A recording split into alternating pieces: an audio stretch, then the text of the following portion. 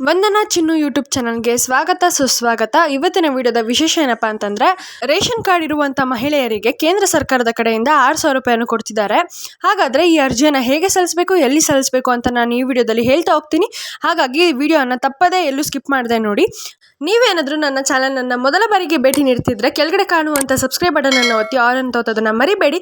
ಆದಷ್ಟು ಬೇಗ 1000 ಸಬ್ಸ್ಕ್ರೈಬರ್ಸನ್ನು ಕಂಪ್ಲೀಟ್ ಮಾಡಿ. ಹಾಗೂ ಈ ವಿಡಿಯೋಗೆ ತಪ್ಪದೆ ಲೈಕನ್ನು ಮಾಡಿ. ಒಂದು ವಿಡಿಯೋ ಮಾಡೋದಕ್ಕೆ ನಾನು ಸಾಕಷ್ಟು ಶ್ರಮವನ್ನು ಪಟ್ಟಿರ್ತೇನೆ. ಈ ಶ್ರಮಕ್ಕಾಗಿ ಅಟ್ಲೀಸ್ಟ್ ನಿಮ್ಮ ಕಡೆಯಿಂದ ಒಂದು ಲೈಕನ್ನು ಬಯಸ್ತೀನಿ. ಹಾಗಾಗಿ ಈ ವಿಡಿಯೋಕ್ಕೆ ತಪ್ಪದೆ ಲೈಕನ್ನು ಮಾಡಿ. ಈ ಒಂದು ಯೋಜನೆಗೆ ಅರ್ಜಿಯನ್ನು ಹೇಗೆ ಸಲ್ಲಿಸುವುದು ಮತ್ತು ಇದಕ್ಕೆ ಬೇಕಾಗಿರುವಂಥ ಡಾಕ್ಯುಮೆಂಟ್ಸು ಮತ್ತು ಇದನ್ನು ಎಲ್ಲಿ ಸಲ್ಲಿಸುವುದು ಅಂತ ತಿಳಿಸ್ಕೊಡ್ತಾ ಹೋಗ್ತೀನಿ. ಹಾಗಾಗಿ ತಪ್ಪದೆ ಸ್ಕಿಪ್ ಮಾಡದೆ ನೋಡಿ.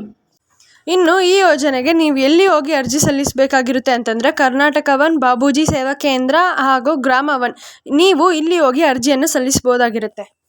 ಇಲ್ಲಿ ನೆನ್ಪಿಟ್ಕೊಳ್ಳಿ, ಈ ಒಂದು ಯೋಜನೆ ಬರೀ ಹೆಣ್ಮಕ್ಳಿಗೆ ಮಾತ್ರ ಅಪ್ಲೈ ಆಗುತ್ತೆ. ಅದು ಕೂಡ ರೇಷನ್ ಕಾರ್ಡ್ ಇರುವಂಥ ಹೆಣ್ಮಕ್ಳಿಗೆ ಮಾತ್ರ ಅಪ್ಲೈ ಆಗುತ್ತೆ. ಈ ಒಂದು ಅರ್ಜಿಯನ್ನು ಸಲ್ಲಿಸೋದಕ್ಕೆ ಏನೆಲ್ಲ ಕಂಡೀಷನ್ಸ್ ಇರುತ್ತೆ ಮತ್ತು ಯಾವೆಲ್ಲ ಮಹಿಳೆಯರ ಅಮೌಂಟನ್ನು ಪಡಿಬೋದಾಗಿರುತ್ತೆ ಮತ್ತು ಹೇಗೆ ಅಮೌಂಟನ್ನು ಪಡಿಬೋದಾಗಿರುತ್ತೆ ಅಂತ ತಿಳಿಸ್ಕೊಡ್ತಾ ಹೋಗ್ತೀನಿ. ಮೊದಲನೇದಾಗಿ ಇಲ್ಲಿ ನೀವು ಅರ್ಜಿಯನ್ನು ಸಲ್ಲಿಸಬೇಕು ಅಂತಂದರೆ ನಿಮ್ಮ ಹತ್ರ ಯಾವುದೇ ರೀತಿಯಾಗಿರುವ ಗೌರ್ಮೆಂಟ್ ಜಾಬು ಇರಬಾರ್ದಾಗಿರುತ್ತೆ.